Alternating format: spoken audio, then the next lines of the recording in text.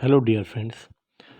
Now, today we are going to see the last topic of the unit number 2, that is the DNS server. I think in last lecture we had discussed about the what do you mean by the DNS. Again, we are going to repeat that thing once again to complete the portion of a DNS system or DNS server. DNS stands for the domain name system. As you might aware about the concept of a DNS, because whenever we want to browse any URL or any information from the server at that time, we are going to just write the names of the particular URL or website into the particular web browser. On the basis of that, we will getting the information regarding that particular website.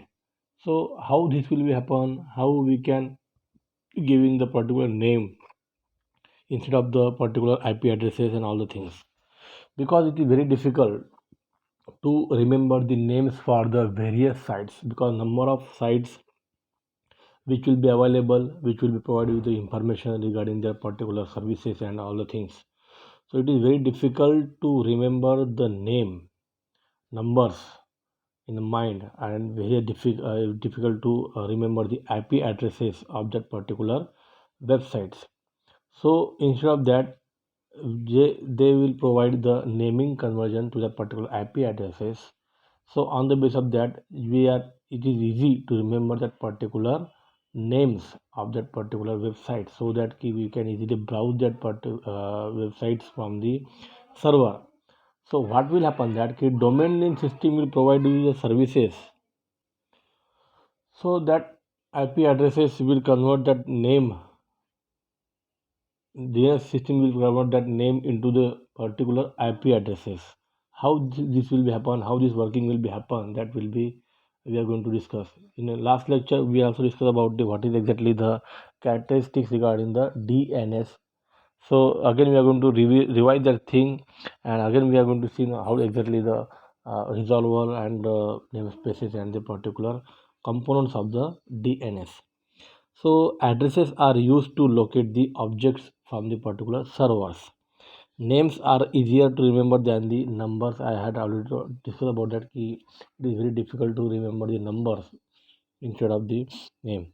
So you would like to get the address or other objects using the names. DNS provides a mapping from name to the resource of several types. So that will help by the DNS system ki how you can easily map that particular name to the particular IP addresses from the server, and you will be getting the particular website or information which will be available on your screen. So this is we can discuss about the history about it, that key naming history. It will provide you the how exactly we are going to discuss and remember the particular names. So DNS is a lookup mechanism for translating object into the other objects. That key your names will be converted into the particular IP addresses. A globally distributed, loosely coherent, scalable, reliable, and dynamic databases are the characteristics of the DNS. So comprise of three components which will be available with the DNS. That is, there are three components of a DNS. That is the namespace. Then second one, that is the server making that namespace available, and the resolver, that is the client which query the server about the namespaces, which resolver will be a particular client who are going to provide a query, asking a query to the particular DNS servers. So first of all, global distributions. So data is maintained locally but retrievable globally. So whenever you are going to store that particular data on the local machines, so no single computer has all the answers. Whenever you are going to store that data and the server, that will be available to the globally, you can easily retrieve that particular data from the server. DNS lookups can be performed by any device. Remote DNS data is locally cacheable to improve performance. That we had discussed in previous lecture also. Okay, how the number of frequent pages which will be required most of the time, it will be stored in that particular cache. So that easily retrieve from that particular cache, that whenever we will be requiring that pages again and again, that will be retrieved from that particular cache. Second one, that is the DNS feature, that is loose coherence. So database is always internally consistent. So each version of a subset of a database has a serial number. Means whenever we are going to store the data in that particular databases, so that be stored in a consistent manner, and we are going to provide the particular serial number to all the subset of a particular databases. This serial number is incremented on each database changes. So changes to the master copy of a databases are replicated according to the timing set by the zone administrator. So whenever your database may get updated, at that time your data may be replicated in the another files also according to the particular zone administrators. Cache data expires according to timeout set by the zone administrator. So whenever you want to require that data frequently, at the time that will be available in that cache, so it will also be expire according to the particular time period or time slots. So that will be decided by the particular zone administrators. Then the scalability. So there is a no limit of the size regarding the databases. You can store number of data. So there is a very good we can say that idea regarding to store the data in a limitless manner. No limit to the number of queries. You can fire the number of queries. It is a 24,000 queries per second handled by the particular server easily. Queries distributed among master, slaves, and the cache. I think that queries maybe the most of the queries will be available or fire to the master copy also, to the slave copies also, to the cache copies also. Because whenever you want to fire that query in which server that particular information is available, that will be retrieved fastly. DNS reliability. Data is replicated. Data from master is copied to multiple slaves. That same copy will be available with that particular slaves. So client can query master servers also, any of the copies of the at the slave servers also. So client can easily get handle their query at the client side to the master copies of the server also, and they can easily get the information from the slave server also. Client will typically query local cache to get the number of pages which will be available. If they are available in cache, that will be client can also query that or retrieve that particular pages from the cache. So here the UDP or TCP protocol which will be used by the DNS. Dynamicity. Updations will be required in your particular databases. So databases can be updated dynamically. So any modify, delete, add, record, which will be come under the third particular dynamic nature of the databases. So modification of the master database trigger replications. So only master can be dynamically updated, and another copies will be automatically get updated. So namespaces in the DNS need to be made hierarchical to be able to scale. There are the namespaces is one of the components of the data DNS domain system. That namespaces need to be made hierarchical to be able to scale. Means in a hierarchical manner, all the particular namespaces which will be available. The location, unit wise, unit within that particular locations, object within that particular unit, all the things which will be properly, we can say that key provided in the hierarchical manner. So whenever we want to fetch the data from the particular server at that time, so fully qualified domain name, that is FQDN, will provide you the services regarding that particular data fetching. When we want to type www.rip.net, that want to needed from the server information, so that labels may be separated by the particular dots. DNS provide a mapping from FQDN to resources of several types. So that names are used as a key when fetching the data in the DNS. So that www.rip.net, that will be used to fetch the data from the particular server.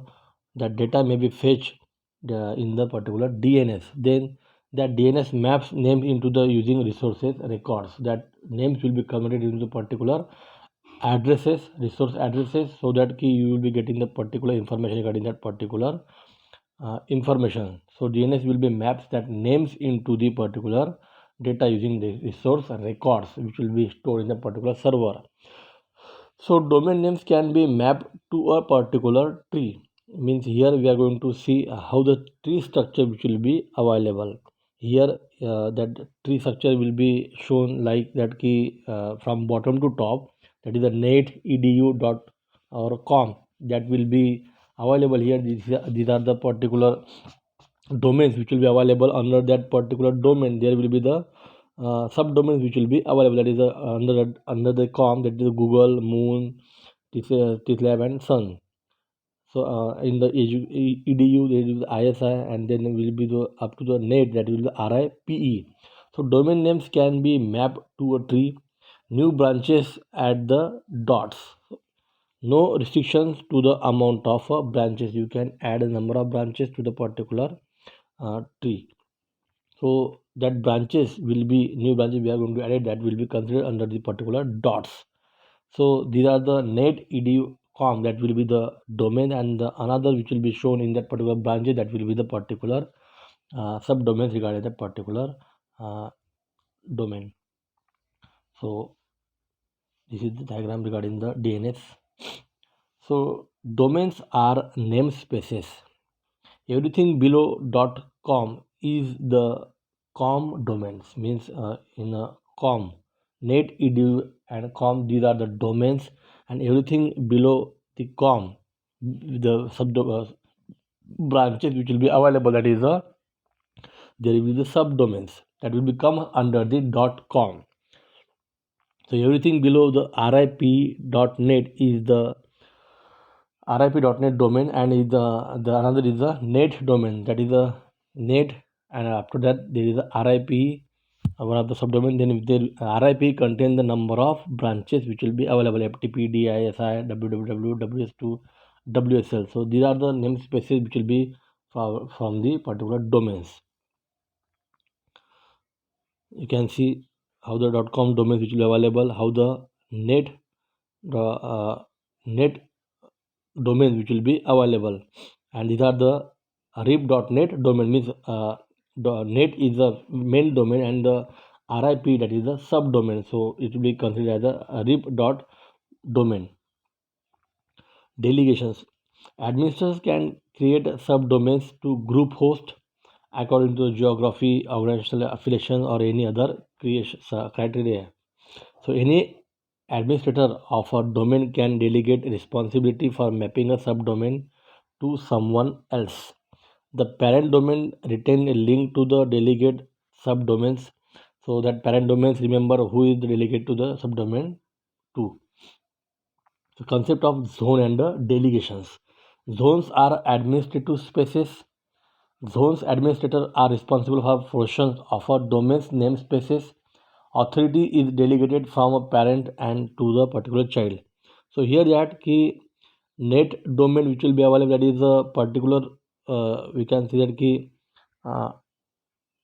domain which will be available, net domain, and in that particular net is a zone administrative which will be available, and under that RIP.net is another zone which will be available, and the DISI.RIP.net zone which will be also available. So these are the various zones which will be available in that particular area. So that zone administrative spaces which will be available, that have the different responsibility for the portion of a domain namespaces, means net have the another zone area, then the domain have then the RIP have the another kind of a zone, then the DISI.RIP.net have the another kind of a zone that will be available, that is authority is delegated from the parent to the particular child.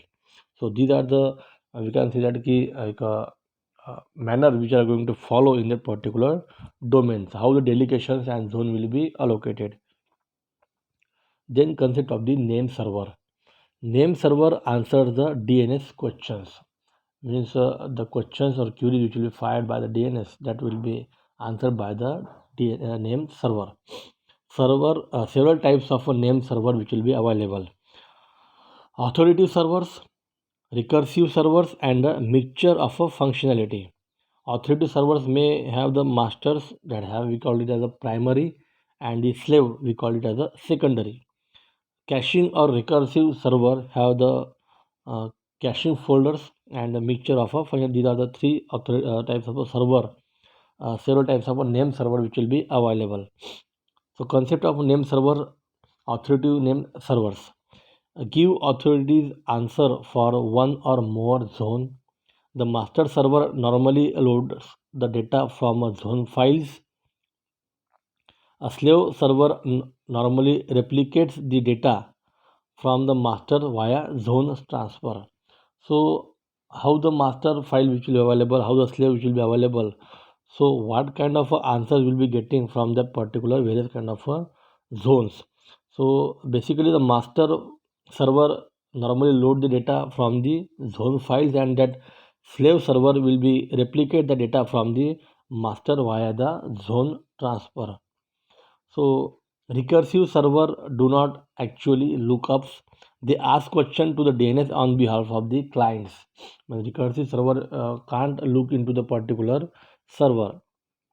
Answers are obtained from authoritative servers, but the answers forwarded to the clients are marked as a not authoritative.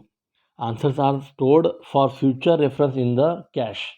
So after getting the answer from the server, that will be given to the particular clients in the not from the authoritative server, but it is marked as a not authoritative, and the answers are stored in the particular cache for the future references.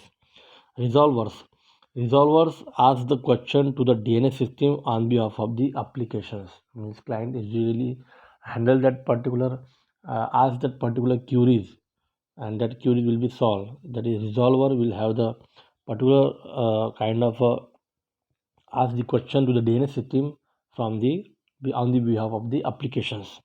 Normally implemented in a system library. Means these are the example available here. So concept of resolving process and the cache. Resolver is a that is the question is at www.rip.net. We want to fetch from the server. So resolver will try to provide that request to the particular caching recursive server. Then it will be gone to the root server. The root server will be responsive. Then again it will be check at the GTLD server. Again we are getting the particular RIP server. Then the RIP server, again we are getting the particular information from that RIP server, and we are getting the particular IP addresses of that RIP server. Means whenever resolver fired the particular queries, at the time caching forwarded that particular uh, www.rip.net name to convert into the particular IP addresses. First of all, it will go to the root server. It will be mapped. If yes, then it will be getting the particular IP addresses. Then again, it will be checked with the GTLD server. If you are getting the answers, then it will be okay. Otherwise, it will be forward to the another server, that is the RIPE server, and it will be getting the particular responses from the RIP server, that the particular IP addresses of the IP address of that particular www.rip.net. So that IP addresses will be getting to the particular resolver, and that stored into the cache for the future references. So there are this kind of a situation maybe happen whenever you are going to fetch the any websites from the server on the particular browser. So resource records consist of its name in its TTL, its a class, its a type, and its a R data. So that TTL is a timing parameter which will be allocated on the basis of that up to what time your particular information will be used. That must become under the TTL. in class is the widest used. There are multiple types of RR records, resource records. Everything behind the type identifier is called R data, relational data. We can say that also that key here how the labels TTL, class, type, and R data which will be available. So these are the something which will be related with the TTL. That is a timer which will be allocated for the how the data will be available, how the data will be stored in that particular manner. So basically, the concept of DNS is that whenever you want to fetch any information from the server regarding the website, that information, that naming, we are going to remember at the time of typing in that URL or a web browser. So that naming will be converted into the IP addresses because all the data will be stored in the server. That will be in the form of addresses. So that will be converted into the particular IP addresses, and that will be retrieved from the particular server to the client machines. So there are the number of components which will be available regarding the namespaces, servers, and the cache also. So whenever the client will be requested regarding the IP addresses of the udel.education, so that will be the IP addresses from which will be getting from the servers, and that information, that is if we are going to asking the names by typing the URL in the address bar, so that will be getting the particular names of that particular of that uh, uh, associated with that particular IP addresses.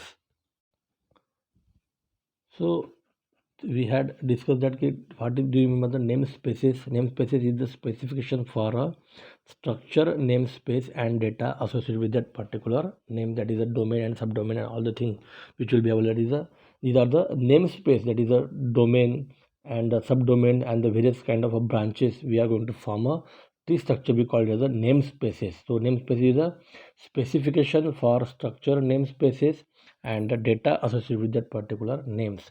Resolver, client program that extract information from name server, we call it as a resolver. Client program that extract information is application that we are going to extract the information from the name server, we call it as a resolver. And the name server program which hold information about the structure and the names, we call it as a name server. So this is about the namespaces, how the branches which will be available, that is the main domain, subdomains, and the various zones which will be available in the diagram, we call it as a namespace. Here is the resolver will map a name to an address and vice versa. Means resolver will fire the query and will be getting the particular information from the name server, that is the query, and then we are getting the particular responses from the name server. Then there will be the two types of resolver, that is a iterative resolution, and another one is a recursive resolution. So what do you mean by iterative resolution, and what do you mean by the recursive type of a resolution? So resolve is that if we are going to map name to the addresses and vice versa. So iterative resolution will map that if we are going to request, that is the iterative request to the particular server, that each request will be gone through the each server. Means what is the IP address of google.com, if you want at that time, if client need that particular IP address of google.com at that time, or here if he are going to type the google www.google.com in that particular their address bar, at that time that particular request, that is it will be gone to each and every server iterative manner. So first of all it will be gone to the udel server, then it will be getting the responses, that key iterative responses, means it will be I don't know, it will provide the response that I don't know. Then it will be gone to the particular another server, then it will be getting the particular responses at the I don't know. Then it will be provided to the root server, and also it will be getting the responses I don't know. Then iterative responses will be gone, and it will be getting the responses if we have the answers yes or no. If we are not, then it will provide the not answers. Then lastly it will go to the particular ns1.google.com, then it will be getting the particular iterative responses from the IP address of google.com, that is which will be answer that will be provided to the particular client. So this is a iterative kind of resolutions. Then recursive resolutions. In recursive resolutions, same question will be asking that recursive request will be gone to the UDEL server, and that asking that what is the, we are going to type the www.google.com in that particular address bar, and that will be properly recursively request will be provided to the next to next server. If up to what, up to when the answer will be not getting to the each and every server will be moving from one to next server, next to the next server, and it will be reach up to that particular server whenever we are not satisfied with the answer. Ultimately it will be reach at the last server, then we will be getting the particular responses. That responses also getting in the recursive manner. Recursive responses again will be follow same route or same kind of a structure, which will be request will be gone through that particular way. Means अगर आपका request जाता है server to server up to the last server, means up to the Google server, then Google will provide you the IP address of that particular question. So again that will be response in the manner that it will be recursively get the answer to the particular clients.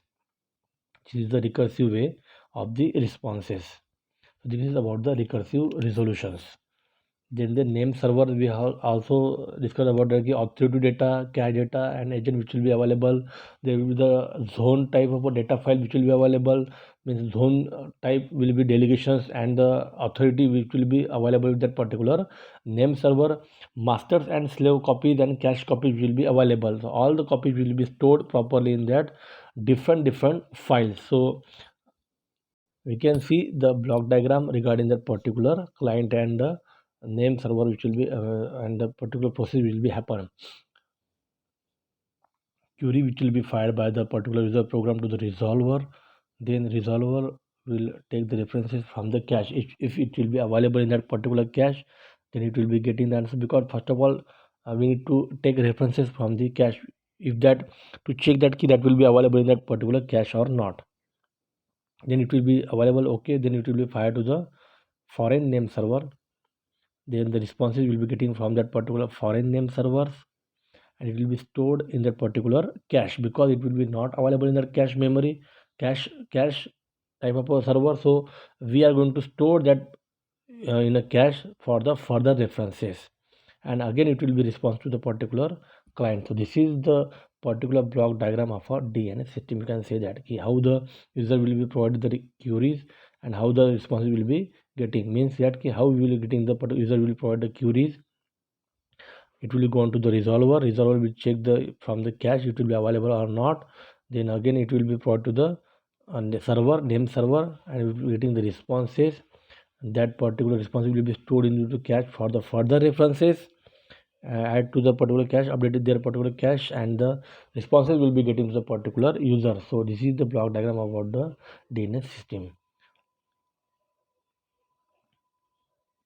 So today we are going to stop, and just keep in mind that we had discussed about the DNS concept, domain name system concept. So thank you very much for watching the videos, and just keep in mind how the DNS system will be work, how the resolver, how the name server and the namespaces are the components of the particular DNS. Then we had discussed about the what are exactly the characteristic of the DNS, that is the scalability, then the dynamicity in the database, then the reliability, and all the things. So keep in mind that particular characteristics of a DNS. So I hope all of you may understand the concept of a DNS, and watch the video properly, and we will discuss about that particular DNS in the next lecture also. Thank you very much. Thank you.